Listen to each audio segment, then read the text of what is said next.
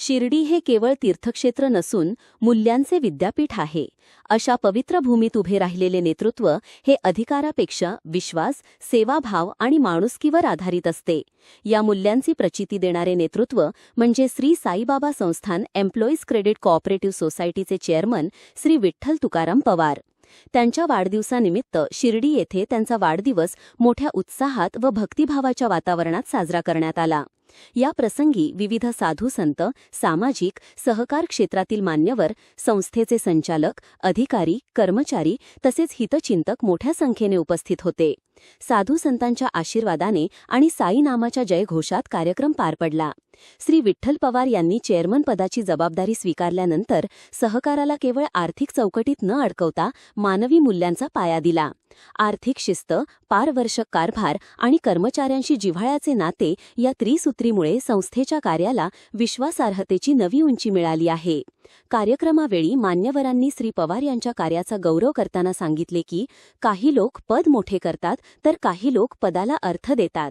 श्री विठ्ठल पवार हे दुसऱ्या प्रकारातले नेतृत्व असून त्यांच्या स्वभावातील नम्रता, निर्णयातील ठामपणा आणि सेवाभाव हीच त्यांच्या कार्याची खरी ओळख आहे.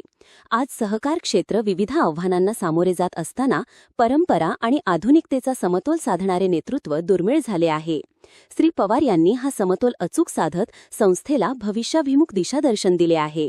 त्यामुळे त्यांचे कार्य केवळ एका संस्थेपुरते मर्यादित न राहता संपूर्ण सहकार क्षेत्रासाठी प्रेरणादायी ठरत आहे. वाढदिवसानिमित्त उपस्थित मान्यवरांनी श्री विठ्ठल तुकाराम पवार यांना उत्तम आरोग्य, दीर्घायुष्य आणि समाजासाठी अशीच मूल्यनिष्ठ व विश्वासार्ह सेवा घडत राहो अशा शुभेच्छा दिल्या. 2 दिवस या ठिकाणी सोहळा आहे. कार्यक्रम 1 दिवस अगोदर सुरू झालेला आहे. निमित्त श्री हरिभक्तीपरायण भगवान पांडुरंगाचे नाव करी विठ्ठलराव पवार यांचा जन्मदिन उद्या आहे, परंतु 1 दिवस अगोदरच कार्यक्रम सुरू झालेला आहे. तर त्या जन्मदिनानिमित्त आज या ठिकाणी पूजन, संत पूजन, भजन आणि भोजन हा कार्यक्रम आज आहे. स्वागताचा कार्यक्रम उद्या आहे जन्मदिनाचा, आणि त्याला आपण वाढदिवस म्हणत नाही, कारण तो वाढदिवस नसतोच, जन्मदिन असतो. त्या जन्मदिनाच्या निमित्तानं त्या ठिकाणी अभिष्ट चिंतन करायचं असतं. अभिष्ट चिंतन याचा अर्थ की त्यांच्या भावी आयुष्यामध्ये चांगल्या प्रकारचे दिवस जावं, त्यांचं चांगलं आपण इच्छायचं असते. अभिष्ट म्हणजे त्यांना अभिप्रेत असणार, त्यांच्या जीवनामध्ये सुख, समाधान, शांती मिळावी याच्या करता केलेलं चिंतन त्याला अभिष्ट चिंतन म्हणत असतात. जन्म आलो त्याचे आजी फळ झाले साचे, तुम्ही सांभाळले संते भय निरसले धनती. आपण जर आपल्या जन्माचं जर आपण चांगल्या प्रकारचं कर्म केलं, कार्य केलं, तर निश्चितच आपलं काय होते, अभिष्ट चिंतन होत असते. अभिष्ट चिंतन हे आपल्या जीवनातला एक काय आहे, सिंहावलोकन असणारा दिवस आहे. की आतापर्यंत आपण काय केलं, आता पुढे आपण काय करणार आहात, यातला मध्य भाग म्हणजे अभिष्ट चिंतन असते किंवा जन्मदिन असतो. कारण अभिष्ट चिंतन करतात ना, चांगल्या माणसाचं अभिष्ट चिंतन काय करतात की ज्याच्या जीवनामध्ये काहीतरी कर्तृत्व आहे, त्याच्या त्या ठिकाणी काहीतरी पुरुषार्थ केलेला आहे, आणि मग त्याचं कौतुक म्हणून काही लोक करतात. परंतु खरोखर आतापर्यंत केलेल्या आपल्या सत्कार्याचे असो, त्या पुरुषार्थाचे असो, आपल्या मेहनतीचे असो, आपण केलेल्या असणाऱ्या परिश्रमाचे असो, त्याचं लक्षात घ्या. श्रेय हे आपल्याला लोकांच्या माध्यमातून आपल्याला मिळत असते. लोक श्रेय देत असतात, कौतुक करतात त्या ठिकाणी, आणि म्हणून आपण जे केलेला पुरुषार्थ हा चांगल्या पद्धतीत झाला म्हणून लोक कौतुक करतात किंवा आपला अभिष्ट चिंतन, आपला जन्मदिन साजरा करत असतात. म्हणून प्रत्येकाला जन्मदिनाच्या निमित्तानं एक प्रकारचं पुढील असणाऱ्या आयुष्याकरता एक सुतोवाचे असते, म्हणजे चांगल्या प्रकारची प्रेरणा मिळावी की असंच आपलं पुढे देखील लोकांनी चांगलं अभिष्ट चिंतावं, म्हणजे चांगलं चिंतावं, आपलं जीवन चांगलं जाण्याकरता लोकांचे आशीर्वाद म्हणा, लोकांच्या शुभेच्छा आपल्याला मिळाव्यात. त्याकरता पुढील कार्य देखील आपण शुभ केलं पाहिजे, चांगलं कर्तृत्व आपण गाजवलं पाहिजे, आपलं कर्तव्य कर्म केलं पाहिजे. अशा प्रकारचा आपला पुरुषार्थ जर घडला तर उत्तर आपल्या आयुष्यामध्ये निश्चितच लोकांचं तर अभिष्ट मिळेलच, लोकांची शुभेच्छा मिळेलच, पण संतांची, भगवंताची सुद्धा आपल्याला शुभेच्छा मिळू शकते. आपल्याबद्दल लोकांनी चांगली इच्छा करणं म्हणजे शुभेच्छा असते.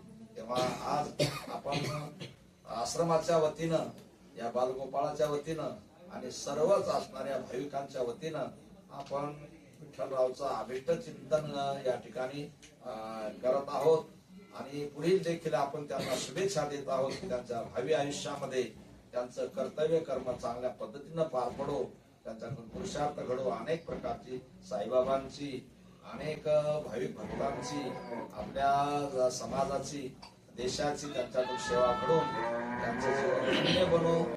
धन्य आम्ही जन्म आलो, दास विठोबाचे झालो. अशा प्रकारचं त्यांचं जीवन होऊन जावो याच्याकरता सर्वांच्या शुभेच्छा आहेत. आणि आपल्या आश्रमातर्फे मी देखील त्यांना शुभेच्छा देतो आणि त्यांचं जीवन धन्य होण्याकरता त्यांना साईबाबांनी चांगल्या पद्धतीने शक्ती, बुद्धी, युक्ती द्यावी आणि त्यांचं कार्य सफल व्हावं ही साईचरणी प्रार्थना करतो. आणि या ठिकाणी त्यांचा परिवार, 2 कन्या, त्यांचं हे दोघं दाम्पत्य, त्यांची माता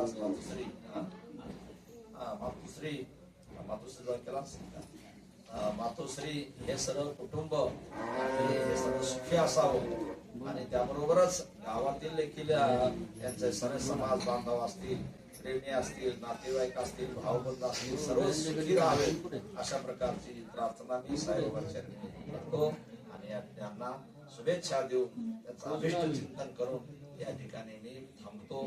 सर्वांनी एकदा गजर करा. कुंडलिका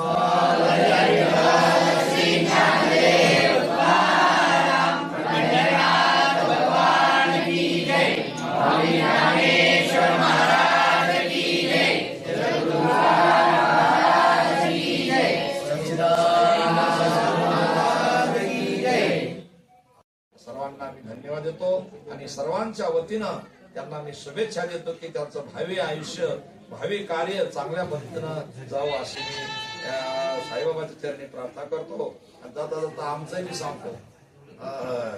आता त्यांनी आता सांगितलं डांगे पाटलांनी किंवा त्यांनी आम्हाला आश्वासन दिलेलं आहे आणि आश्वासनाला सुरुवात आणि विश्वास दिलेला आहे.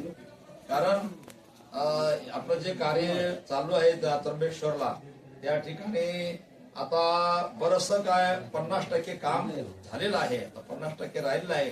आपण जे काही ज्ञानेश्वर माऊली दत्तात्रय महाराजांच्या मंदिराचा जीर्णोद्धार चाललेला आहे, हरिपाठ मंदिर त्या ठिकाणी चालवलेलं आहे. यामध्ये उपस्थित असणाऱ्यांपैकी बऱ्याच जणांचा सहभाग झालेला आहे. त्यामध्ये सुरुवात आमच्या बापूंनी 1 लाख रुपये देऊन सुरुवात केलेली आहे. आता त्याच्या अगोदरच आमच्या विठ्ठलरावने 51,000 रुपये दिले होते. अशा पद्धतीने परत दाते आहेत आमचे साहेबराव यांनी देखील 2 लाख रुपये काहीतरी वर